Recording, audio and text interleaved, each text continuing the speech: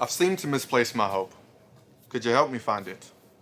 I'm not sure if I dropped it on the way in or if I simply left it behind. I'm sort of uncomfortable in large groups and in intimate settings. I feel as if I don't find it quick enough, people will know that I listen to way too much Adele whenever I get sad, or that I masterly mask my masculinity behind the moniker of man. Maybe I left it in the mud. You see, the filth feels soothing between the toes, and I'm afraid that if I retrace the dirty imprints, that if I find it, it's going to be covered in mud, and I don't want that filth to stench up my nostrils. I've always wondered, how do you get a new hope?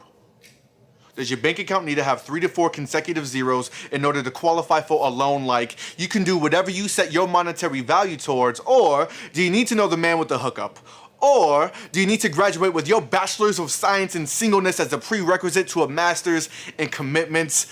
I'm gonna be honest, I don't have all the answers. In fact, I have enough weight in my carry-on that I'm surprised that they even let me on this plane in the first place. I'm just trying to find my hope. And I've searched the eyes of the man in the mirror so many times only to find him staring back at me with a blank expression, and that terrifies me. It terrifies me the same way that I know it terrifies you. The one with the overwhelming to-do list of I don't knows, you. The one who laughs at their insecurities, praying nobody ever actually tells them the truth. You, the one with so much potential, yet you aborted your ambition. You, the one who never lets anybody help them. You, the one who knows everything, but understands nothing. It seems like I've misplaced my hope. But haven't we all? Hope was finally here, or so I thought. You know, I'd spent so many of my high school years traipsing from party to party, trying to find the guy who would really love me. I thought I'd finally found him. He was blonde-haired, blue-eyed, he was a football player. He was gorgeous. And I thought he would be the one who would truly love me, treasure me. Especially after the morning that we woke up together, next to each other, in a friend's top bunk. I didn't remember anything about the night before, where we'd been, or even how we'd gotten back to this place. But as I took stock of the state of my body, I knew what we had done. A few weeks later, I visited my blonde-haired crush at his college dorm room where he had just begun his freshman year of football. We sat out on the front steps of that college, and I laid my heart out there on those stone steps for him to see. We had a little DTR. Let's determine where this relationship is, and I asked him where we stood. And then I watched as he crushed my heart with his words. And he said, "What relationship, Glendy? There is no relationship. We just had a good time fooling around. There is no us." I left that college campus drowning in the hopelessness of what I now knew I had to do. You see, I had a future. I had college waiting for me in just a few weeks. I had high expectations from my folks. I had hopes of a career. But now, without my fair-haired boy, I got to face those expectations, those plans, and my new reality alone. The reality that I was 17 and pregnant. The next 16 years, I rode a roller coaster, waves of self-destructive behavior and high over-emotionalism. There was guy after guy, so many relationships, until I finally met the man who would become my husband. He pulled me out of a pit and introduced me to Jesus Christ, and that was an amazing time. God graced us with a family. But it was in the addition of our second son to our family that the past came back to haunt me. I remember that summer well. I remember thinking, he's finally here, our fair-haired, blue-eyed boy. We were so overjoyed at the adoption of our son, Adam. But within just a few weeks after he joined our family, I remember experiencing every emotion but joy. I had intimacy issues, big intimacy issues. I had big control issues. I had a seething anger that underrode everything. I often broke out in emotional rages that left everyone around me running for cover. I actually began to fear for the safety of my boys. I still remember the day that my husband came home from work. I had crossed a line. I called him home from work and he sat me down on the edge of the bed and he said words I will never forget. He said, Glendy, I will not lose these kids because of you. It's time to get your anger under control. It was a pivotal moment for me. I knew I had a choice. I could either continue down this self-destructive path I was on, lose my family, lose my marriage, lose my kids, or I could seek some help and let God into the picture. Thankfully, I chose God. I began meeting with our pastor's wife, Diana, and together she and I went before the Lord in prayer, and we asked the Lord, what is the root of all this anger? And the answer was immediate. The root was the guilt and the shame that I felt because of the abortion I had had at the age of 17. You see, I had made the easy choice. I had chosen to preserve the life I thought I wanted to have, chosen self-preservation over the life of my baby. But my new son's birth mom had chosen life. She'd carried him for 9 months, chosen to give him life, and then she had placed him in my arms as his adoptive mama. Who was I to receive such a gift? I felt so unworthy to be Adam's mom, and that unworthiness hung over me like a cloud. I came to know the Lord at 13 years old. I was at summer camp, and we were in a circle, and it came time to make a declaration of faith. And when it came to me, I made my declaration of faith, but I made it very clear. I would like the rest of the declarations to go twice as fast, because right after these declarations, we were heading to the camp dance. And it was my chance to ask the crush of the week if she would take one dance with me, and she would know she was in love. Well, my story played out much like this, all through middle school, high school, and into early college. I was in the midst of two worlds, really. One where I was surrounded by church and my church friends, and then surrounded by my friends at school. I was living two very distinct lives. Sports, friendships, school. No matter what I did, it was an effort to curate an image. I would even go to church in an effort to curate an image of what I believed was cool. Because what I wanted is people to accept me and love me, to give me the affection and love that I so desired and I sought in the relationships of those that were around me. After graduating high school, I went on to the community college, then on to the University of Arizona before finally transferring to Whitworth College. And it was at Whitworth where I made some of the best friends I could have ever asked for. But these friends were totally different than the friends I'd grown up with. These were individuals that didn't just say they loved Jesus, they were following Jesus. And this radical concept would have a tremendous impact in my life. These were individuals who were making different life choices. I mean, some of them were even choosing to make this decision to wait to have sex. This was something totally foreign to me up until this point, even though I had been surrounded by other individuals who had a confessing faith in Jesus Christ. That entire first year at Whitworth, though, I felt like I was being judged. Maybe it was because the choices I had been making were catching up with me. Maybe it was because the friends I was now spending time with saw what I was doing as not healthy or not moral. Or maybe it was because I was beginning to realize that there was a work going on in my life, and it was the conviction of the Holy Spirit that was beginning to manifest itself. That year would bring about 3 conversations that would shape the direction of my life. The first was over a 4th meal. Yes, that 4th meal, Taco Bell. And we were sitting in the family room of a friend, and we had just gone out drinking. And we returned to eat our 4th meal. And as we were eating, I saw my friend pause and then ask me a question. He said, Jason, it seems to me that you have devoted your life to following Jesus, but yet so much of what you do does not line up with what you say you believe. What I know about your faith is that it teaches something totally different than the way you're living your life. You going out and drinking whatever you want, however much you want, sleeping with whomever you would like. These decisions that you're making, they're totally opposite of what I've known, and yet you're choosing to do them.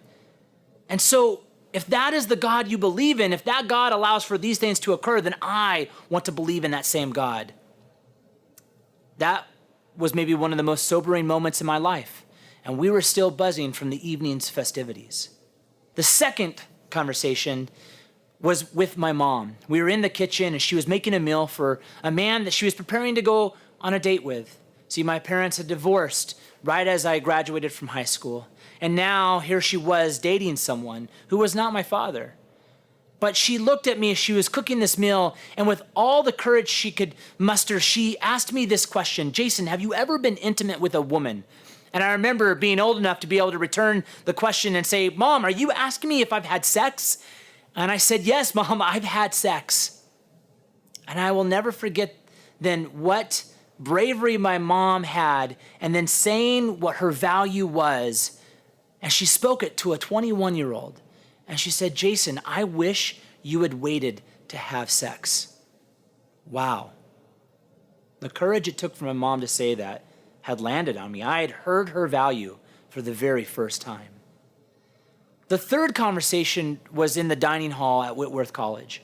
It was right after our Christmas break. We had returned and we were sitting in the cafeteria, and Joanne, my friend, had come to me and asked me this question: Jason, I want to know, what is it that you're looking for in a wife? Because it seems to me like you date a lot of people, but you haven't articulated what it is you're looking for. And if at some point you want to get married, I'd just be curious what you want in your wife. And I remember responding after giving it time. I said, I would like someone who is devoted to Jesus, who loves Jesus in every way you could think, and who has chosen to wait to have sex for marriage. And I remember then her responding with all the ferociousness of her 5'1" frame. And she said, Jason, it's really funny because what you have just now described is not how I would describe you. If that's what you're looking for in a wife, then you better start expecting it for yourself. Boom. That last one landed hard.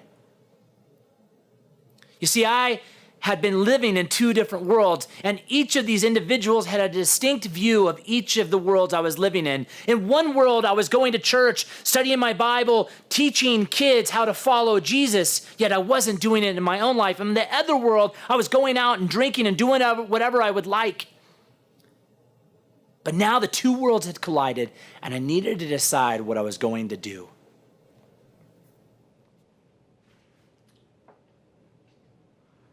In the event that if I were to know the potential of my humanity, I would flourish, I was told I could be whatever I chose to be. A pick-your-own adventure of real-life decisions that if you were to flip through the pages of decisions that I made, you would see what led me to my success, and everybody around me would be proud. What I was not told was that once you flip to the next page, if you run into unexpected shame, you cannot unflip that very same page. You see, what is done is done. Now, when I was a child, I wanted to be an astronaut, president of the United States, rapper, leader and activist, and professional dodgeball player. You see, back then, everything was all so easy. It was as if life was a playground full of good guys and superheroes, and if any bad guy or villain would hop on the scene, they would meet the power of my childlike morality, and they would be changed. And I would be the chief hero of them all. If anybody was sad, I would comfort them. If anybody was stuck in a burning building, I would burst through the flames quicker than any firefighter, blow a gust of wind, get rid of the danger, and then lead that person to safety. You see, my imagination, it was the building blocks to my reality. In each of the very scenes, I was the good guy. I was the man with the S on my chest. And I don't know if this idealism came from the fact that I perceived to be something inherently wrong with the world and it was in need of my assistance, or if I perceived something to be inherently wrong with me and I needed to prove to myself that I could be better. You see, as I grew older, men and women told me stories of broken relationships, failed accomplishments, and dirty laundry so foul Mr. Clean would have resigned from his occupation, but those were just stories, right? I never thought I would play the victim or the villain. You see, failure was never in my vocabulary. Being broken was okay as long as I knew how to quickly put myself back together again. Who would have ever thought that I would feel the guilt and shame and that muck? So tell me, why does it hurt to be vulnerable? Do you want to know how I got these scars? You see, this one on my elbow came from having way too much fun that I forgot my surroundings. This one on my hand, it came from getting way too close to the fire. I don't really know how I got these cuts and bruises on my legs, but you see, this one right here, right over my heart, I ain't really give that one to myself. You see, somebody else gave that to me, okay? I ain't even asked for it. I know I really shouldn't be bragging. This really shouldn't be about me, but I just need somebody to tell me that I'm good, okay? I just need somebody to tell me that I'm enough. Stop looking at the stains of my soul. You see, I ain't even trying to be bad. I just want to be good. And the very thing that I desire to do, I fail at every single time. And it's sad to admit it, but I guess it's true. I'm not always the hero. I need saving too. I was determined to hope for a radical healing, so I began attending a Bible study called Intimate Issues, 21 Questions Christian Women Ask About Sex. Yes, that's a must-read if you're married. Smack dab in the middle of that book was a chapter that detailed another woman's own story of her struggle and her journey through abortion. I read that chapter intrigued, but puzzled, because the woman in the chapter kept referring to her baby. When I thought of my abortion and tried to associate a baby, it was like staring at a white wall. My mind would go blank. I remember relating this to my pastor friend Diana a few days later. I told her about reading that chapter in the book, and I told her that the woman in the book had gone back to the day of the abortion in order to process those details, in order to let God in, and she had found healing that way. I told Diana, that is the last thing I would ever do. It was the worst day of my life. There is no way I am going back there. And Diana let that declaration hang there for a few minutes. And then very gently she said, "So Glendy, what was abortion day like for you?" "Are you kidding? I just told you I'm not going there." As I got past my temptation to smack her, I began flashing back to that day when I was just 17, just 4 days away from heading off to Eastern Washington University for college. I remembered the brown 70s furniture in the waiting room, the red brick building, Dr. Whitecoat. I don't remember his name, just remember his white coat. The sounds and the smells of that procedure. Those are memories that I had locked away a long time ago and thrown away the key. And yet as I began answering Diana's very gentle, prodding questions, those memories came flooding back like a wave that I could not hold back. And I remember telling Diana, when the procedure was over, I began crying hysterically. "I killed my baby, I killed my baby." And then I said, "But Diana, it wasn't a baby. There were just 2.2 ounces of tissue." Because see, that was the lie. That's what the nurses had told me. And that was the lie that for me hid the truth behind a blank white wall. But it was in that moment, in giving voice to the lie, that God chose to reveal the truth to me. And I had an image form in my mind of a white wall lifting. And behind that wall, I saw Jesus. And he was holding a baby. And I heard him speak to me. He said, "Glendy, it wasn't just tissue. He was a baby. He was your son. And you will be reunited with him in heaven someday." After relating to Diana what I had seen, we both cried together. And then I asked God's forgiveness for what I had done, but also for what I had believed. For believing the lie that because abortion is legal, it must be safe. For believing the lie that a pregnancy is just a tumor that can have a simple surgical removal. For believing the lie that my circumstances, just because they were hard on me, justified abortion. You know, our God is a grace giver. And as I discovered the truth that Jesus wanted to forgive me, I finally received that forgiveness. And then through Jesus Christ, I found the strength to forgive myself. I named my son Timothy. And today I stand in awe that my son has a name and that God, in his goodness, has turned the tragedy of Timothy's death through abortion into a testimony of God's goodness. That's the radical hope that I stand on. That in God's goodness and his infinite grace, he shines his light into every corner of darkness to bring us hope.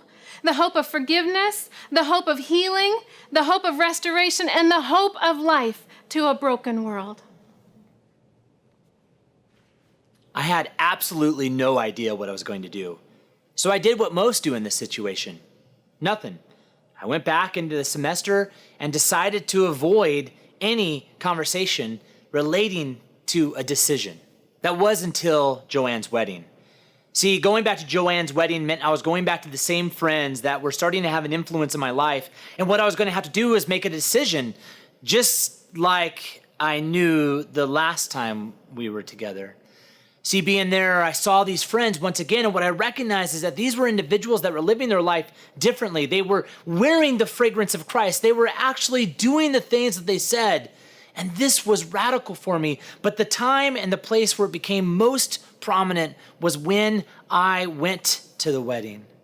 See, there I saw her fiancé, soon-to-be husband, standing at the altar, Chris, and looking at his bride, Joanne, with a gaze that I had never seen before. See, this was the first wedding I'd ever gone to, and I would soon learn that this was the first wedding where two individuals had come together and had chosen to wait. This was radical to me. And so as Chris was looking at his bride, he was gazing upon her in a way that I hadn't seen before. He was elated like a kid in a candy store. It was amazing.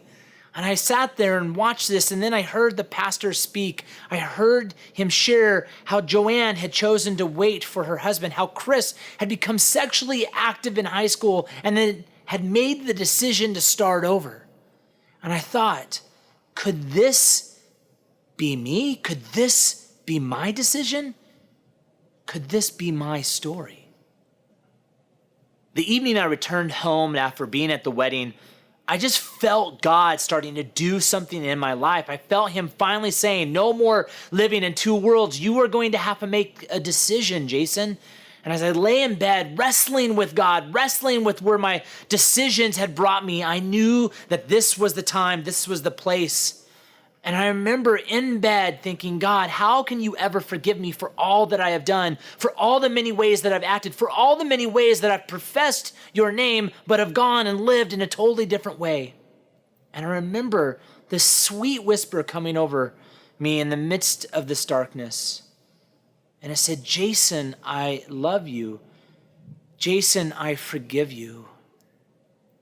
And as those words began to wash over me, the weight of the decisions that I had made were starting to lift in a way I had never known before. And I kept hearing these words, Jason, I love you.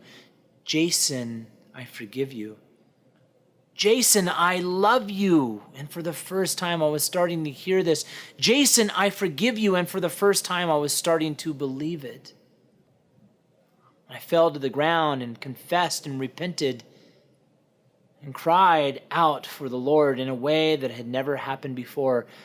The Lord was calling me into his world, his story, and it was powerful. I couldn't fall back asleep that night, so I headed to an overlook.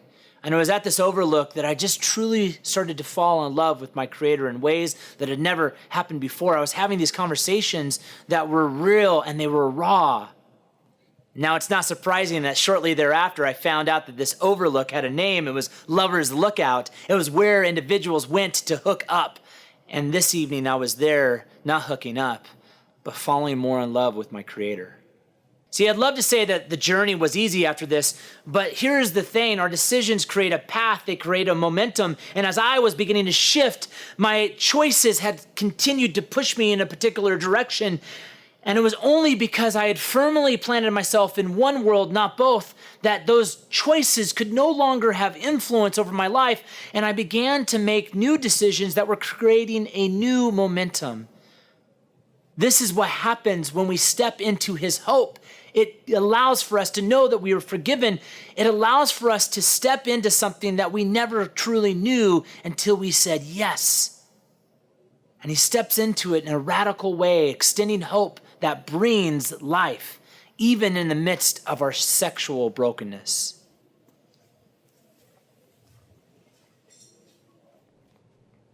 I get it. It's easy to get frustrated with lost hope as if it were misplaced keys or your child C average or long meetings with the board.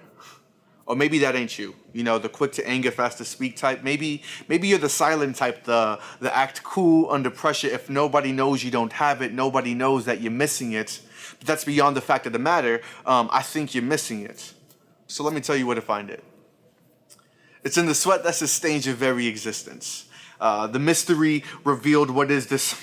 Better yet, who is this? It's found in the dry soil at the bottom of the Red Sea, the splitter. Word incarnate, unveiled glory revealer, the original OG. Capital G. Caps lock, who lowered his case in order to prove grace. He's the I see your past and past that. Eternal time creator. Poetic rhyme slayer whose word gives forth creation. The identity renamer. Lost cause reclaimer. That you can hide inside of a belly of a fish and he gon' still hear your prayer. He's the suffering servant who severs the serpent seriously. You can count on him. Matter of fact, count. The second person in the 3-in-1, 1-in-3 dream team, the supreme, the righteous, the one who ain't not never been clean. He's the teacher that schools you. The law that sentenced you to death, he judo chopped it just to prove that you are innocent. He's the sit down, I got this. Shots I don't miss. And I deal with all your little petty problems, but I don't get impatient. He's the perfect husband who loves and we are adulterous, the murdered who murdered death in order that life wouldn't be a coffin. And it's funny. It's funny, ain't it? What was misplaced has been right in front of your face this entire time. His name is Jesus. Let the scales fall off of your eyes. Embrace this radical hope.